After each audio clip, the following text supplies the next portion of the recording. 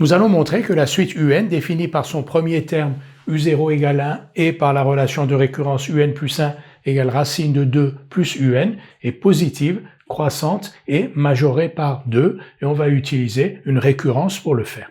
On nous demande d'en déduire que UN est convergente et que sa limite L est comprise entre 0 et 2, puis de déterminer la valeur de L. Nous allons montrer par récurrence que la suite UN est positive, croissante, majorée par 2. Donc pour tout n de grand N, soit P de n la proposition, 0 inférieur ou égal à UN, inférieur ou égal à UN plus 1, inférieur ou égal à 2. Alors positive, on l'a ici, 0 inférieur ou égal à UN, croissante, on l'a ici, UN inférieur ou égal à UN plus 1, et majorée par 2, UN plus 1 inférieur ou égal à 2. Initialisation, U0 est égal à 1, U1 est égal à racine de 2 plus 1, c'est-à-dire racine de 3, et racine de 3 est inférieur ou égal à 2, supérieur ou égal à 1, qui est lui-même supérieur ou égal à 0. Donc on a bien 0 inférieur ou égal à U0, inférieur ou égal à U1, inférieur ou égal à 2. P de 0 est donc vrai. Hérédité, on suppose P de K vrai pour K appartenant à N. Donc P de K vrai, ça veut dire que l'on a 0 inférieur ou égal à UK, inférieur ou égal à UK plus 1, inférieur ou égal à 2. Maintenant, à partir de ces inégalités-là, on additionne 2 à chaque terme.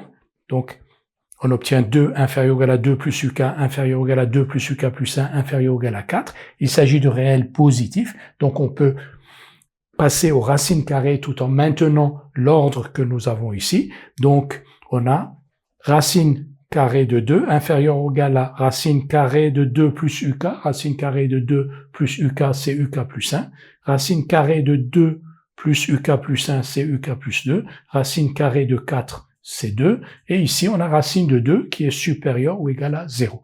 Et là, vous reconnaissez P de K plus 1, qui est donc vrai, parce que P de K est vrai. P de K plus 1 est donc vrai, on a initialisation, hérédité, donc la proposition P de N est vraie pour tout N de grand N. Nous avons donc montré que la suite UN était positive, croissante et majorée par 2. On a donc montré par récurrence que la suite UN était positive, croissante et majorée par 2. Donc UN est une suite croissante et majorée par 2. Et on sait que toute suite croissante majorée est convergente, et cela d'après un théorème de convergence monotone. Donc la suite UN est convergente. Limite de UN quand n tend vers plus l'infini égale L, donc on va désigner par L sa limite, et L appartient à R. On sait aussi que tous les termes de UN sont donc inférieurs ou égaux à 2, puisque UN est majoré par 2, mais UN est aussi positive. Donc tous les termes de UN sont compris entre 0 et 2. Et donc, d'après une propriété des suites convergentes, minorées et majorées, ce qui est le cas de UN, UN est une suite convergente, on vient de le voir, elle est minorée et minorée par 0 et majorée par 2, elle est convergente, sa limite L est comprise entre 0 et 2. Nous avons donc montré que UN est convergente et que sa limite L appartient à l'intervalle 0,2. Nous allons maintenant déterminer cette limite L. Nous allons maintenant déterminer la valeur de L. Pour cela, on va écrire la relation de récurrence qui définit UN sous la forme UN plus 1 égale f de UN, où f est la fonction définie sur i égale 0,2 par f de x égale racine de 2 plus x. f de UN, c'est bien racine de 2 plus UN, c'est-à-dire UN plus 1. Cette fonction f est la composée de deux fonctions, la fonction qui à x fait correspondre 2 plus x, qui est une fonction affine, et la fonction qui à x fait correspondre racine carrée de x. f de x, c'est racine de x plus 2. Chacune de ces fonctions, donc 2 plus x racine de x, est continue sur l'intervalle i 0,2.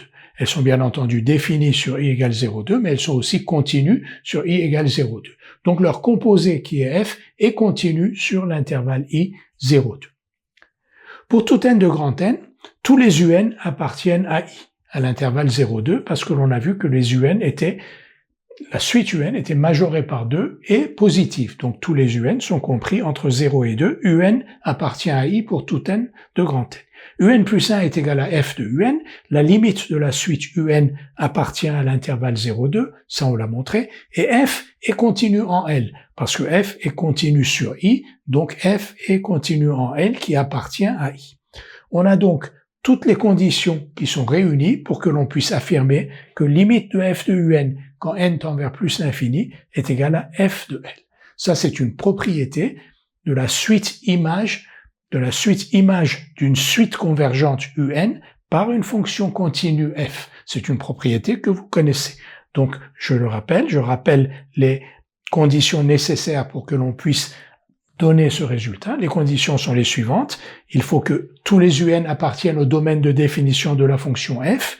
UN plus 1, donc s'écrit sous la forme f de UN. La limite de la suite UN, dont on sait qu'elle est convergente, appartient au domaine de définition de I.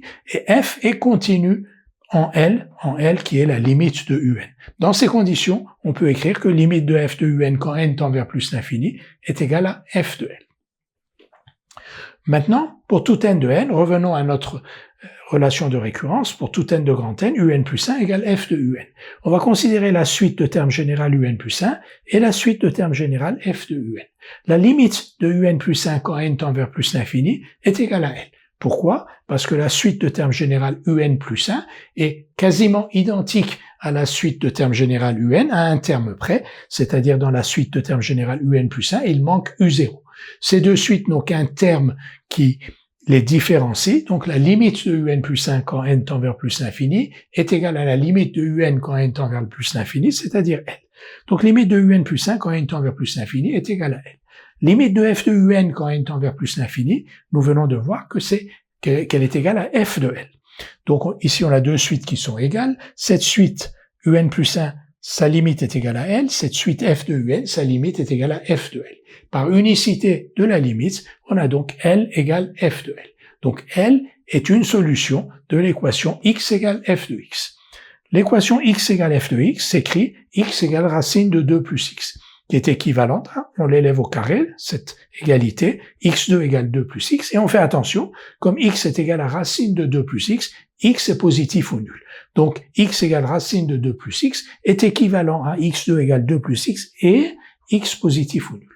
x2 égale 2 plus x est équivalent à x2 moins x moins 2 égale 0, donc on a une équation du second degré ici, et x positif ou nul. Donc le x que l'on cherche est une solution positive, si elle existe, de l'équation x2 moins x moins 2 égale 0. Cette équation a deux solutions, x égale 2 et x égale moins 1. X égale moins 1 ne convient pas, puisqu'on cherche une solution positive ou nulle, donc la seule solution de l'équation x2 moins x moins 2 égale 0 qui soit positive ou nulle est x égale 2. Et comme la limite L est une solution de l'équation x égale f de x, et qu'il n'y a qu'une solution qui est égale à 2, donc L est égale à 2. La limite de un quand n tend vers plus l'infini est égale à 2.